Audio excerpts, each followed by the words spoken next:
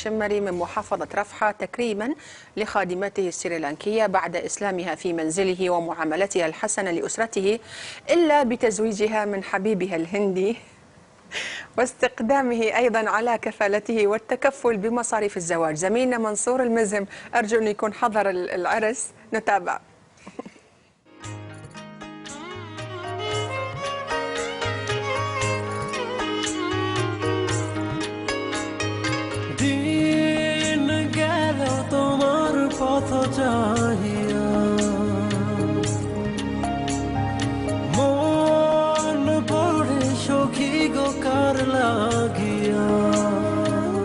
طبق صاحب هذا المنزل في محافظة رفحاء شمال السعودية المثل المصري الشهير القائل: يا بخت من وفق راسين في الحلال، عندما زوج خادمته السريلانكية من حبيبها الهندي، وتكفل بمصاريف زواجهما واستقدام الزوج تكريما لمكفولته التي أسلمت في منزله.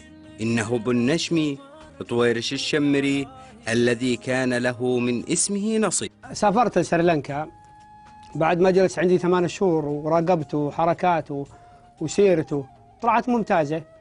سافرت لسريلانكا وقابلت أخوانه وسألتهم وقالوا خلاص احنا ما عندنا مانع، وإذا أنه رجل صالح جوزه أبدا.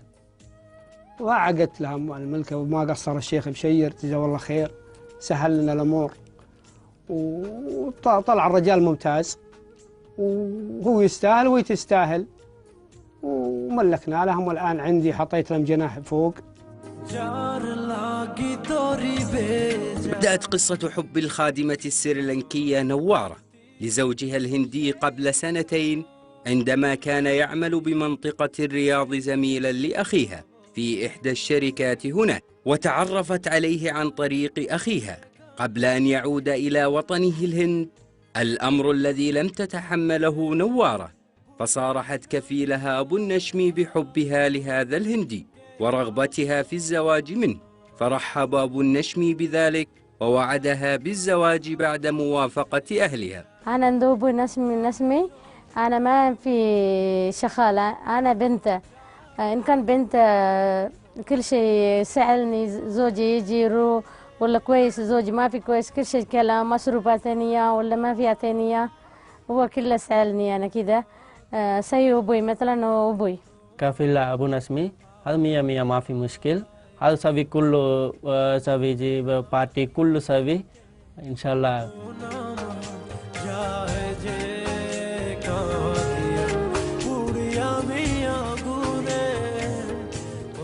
قدم أبو النشم في مبادرته النبيلة بتزويج مكفولته من حبيبها صورة جميلة للعالم ورسالة للشعبين الهندي والسريلانكي بأن الشعب السعودي يحترم رغبة مكفوليه المشروعة ويقدر الحب العفيف. أنا يجي بيبي، أنا سمي أبو نسمي، أنا كبابا اسمه. شكرا. لMBC منصور المزهم، رفحة.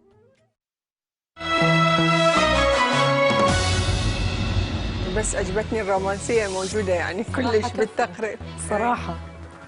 أهلا بك سارة، معك الأخبار المنوعة. شكرا لك سارة.